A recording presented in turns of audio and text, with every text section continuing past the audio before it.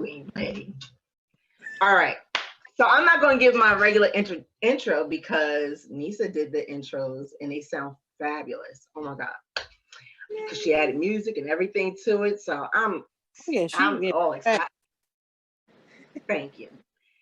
So let's get into it. So, okay, Nika. I met Nika because MJ sent an email. And I'm going to be honest with you, I get so many emails. I can't look at every email. And not, okay, I'm going to tell you what caught my eye. So, because I don't want to say anything too harsh about anybody else or anything like that. Hey, what? Well, no, because people sing you music and not all the time is the music the quality that you want to rock with. So that's true. When Nika's email came by, it actually said she was in DC. So that immediately made me say, okay, let me click on her email and find out what she's about. So then I heard her music. And she had such a vibe. It was more of a neo soul vibe, and you already know how I am. A neo soul. Thank you. So I was like, that's it. I want it. I want her on my show. I want her on my top 10, all of that. And she actually won the top 10. That's what's up. Yeah. So, okay. So let's start from the beginning. When did you know you had talent for singing? I was 11.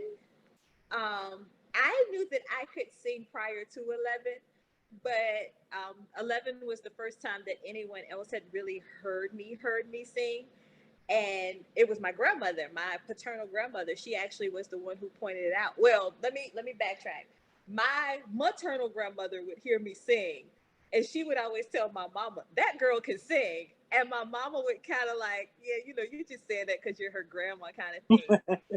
And but I never sang around my mom because I knew my mom was gonna throw me in the choir. And I had a choice of being an usher or being in the choir growing up. And I was like, I don't want to be in the choir because everybody's looking at you. Once people sit down, unless they need like a tissue or a program or fan, they're not bothered with you.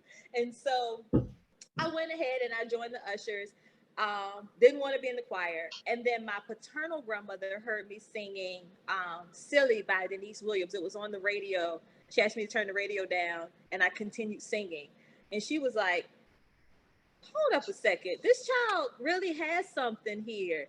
And she told my mom, I think she kind of like validated it from my other grandma, like, nah, for real, like she can sing. And like, I ended up in the choir singing with my maternal grandma and it was just old people in the choir. And I was like, I am going to lay low and stay in the background. When they rock, I am going to stay behind them and rock with them so nobody sees me. And I pretty much kept a low profile when it came to singing. My family knew I could sing. My cousins had heard me sing.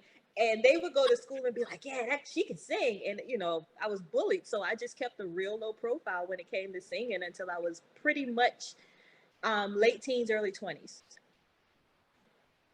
Nice. Okay. And did you start singing professionally then, or you just say, I'm going to give it a shot. I'm going to start singing locally and stuff like that?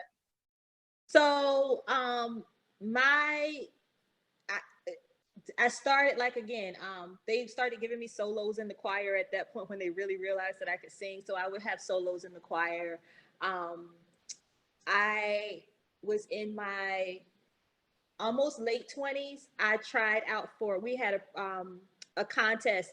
What was it called? Laredo. Oh my gosh. It was X Factor. So you remember the show X Factor? So they did a local version of it called X Factor Laredo, where they chose people to actually send them to Dallas. And I tried out for it, and I did really well in it, but I didn't make the top 4. And so it was funny, as a friend of mine actually made the top 4, and she decided she wasn't going to go, so they chose somebody else. And I was like, hello. But I did that in my I think I was in like my mid 20s. And then I didn't really start singing professionally until I moved back to Virginia from Texas, like 2014, 2016. I ended up in a studio. I joined a band. I was singing in a band with two other vocalists.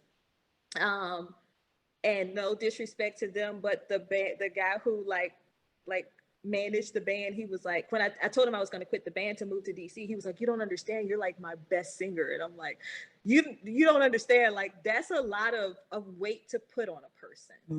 You know, like for you to tell me, especially when you've got these other two girls and they've been singing in bands, that, you know, they've been in other bands and they've been singing with these people and this person, and then you come to me and I've been singing and I've been directing the choir at my grandma's church and tried out for X Factor Laredo and didn't make it, and now you're telling me, but you don't understand, you can't move because you're the best singer that I have. Well, what is it that I have that these other girls don't have? No disrespect to the other girls, because when I hear them, I'm like, nah, I can't do what they can do. The runs and stuff, that ain't my bag right there. But what is it that I have that they don't have? And I even asked him that, and he told me that there was a purity to my voice, that I didn't have to go overshadow with the runs and things like that, that I could just sing a note and there's a purity there with it. So. Oh, I get it. Some people got to do the most and some people don't. Yeah. I mean, when you think about it, like a good example, I would venture to say that one of my favorite female vocalists, she actually sounds like another one of my favorite female vocalists. I think Yolanda Adams and Lettucey sound a whole lot alike. It's just one, you know, they both have those jazzy soul kind of vibes.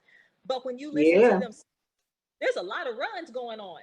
And that's what, if I could say that when it comes to me vocally training, when I aspire to do runs, that's who I think about. Just those, you know, those pure jazzy soul runs. But vocally, when I'm in my lane, which I like to stay in, I'm more of a Janet Jackson. This is where I belong. You know, my voice tends to be very soft. And so more of a Janet Jackson feel. She doesn't do a whole lot of runs. And you know what, that brings me to my next question. Like, where do you get your inspiration from? Like, what artist inspires you? Definitely Janet. I have said this a million times before. My old producer has said this to me. I'm gonna stick with it. Janet is my spirit animal.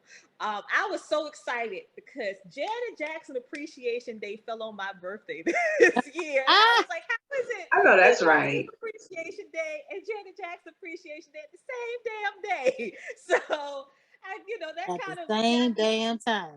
Same damn It's time. a sign. So I was really excited about that. But there's I would say vocally, I've heard people say that I kind of sound like her. I don't. I can see where they get that. She's really not who when I sing. I can't say that when I hear myself sing, I don't think I sound like anybody really. I think I sound like Nika. But I can say that I probably resonate more with Janet because Janet is so misunderstood. People want to keep her in this innocence bag. And her thing is, she's been clawing herself out of this innocence bag for years and years and years. Because, I mean, if you think about it, they've always seen her as like the Jackson Penny. Yeah, she's always been Penny. She's always been Penny. She's always been the Jackson baby, you know. And then she came out with, I think, that first album where she's just like, oh, I'm so cute, I'm Janet Jackson. The first two albums, and then she came out with Control, and it was kind of like, okay, now she's getting a little bit more edge to her. That was her. Yeah. Exactly. So I would say vocally, I would say Denise Williams, but you know, that's not that. Look, we're not talking about that. But just as an artist, I can say I probably resonate more with Janet, just because I feel like people have always placed me in this innocence that is not necessarily me. It's cute. Don't get me Mm. wrong. I don't mind playing. I don't mind being innocent. It's cute. But at the end of the day, I'm still a woman. Like, it's funny. I have a song coming out on my album. I'm actually releasing it here soon. It's called Forehead Kisses. And I have already told my Wow. so it's called Forehead Kisses. And I have already told my parents, I'm like, look, when y'all hear this album, y'all need to skip over this song. You cannot listen to this song. And my mom is like, but we understand that you're grown. And I'm like, yeah, but I still don't want y'all to hear me talking this nasty. Right. You know, It's grown. It's a little different. grown. Exactly. Like, I love you. This is like, hey, I want some stuff from you kind of thing. And so I, you know, I I wanna make sure my parents don't necessarily see that side of me, because with them I want to maintain an innocence.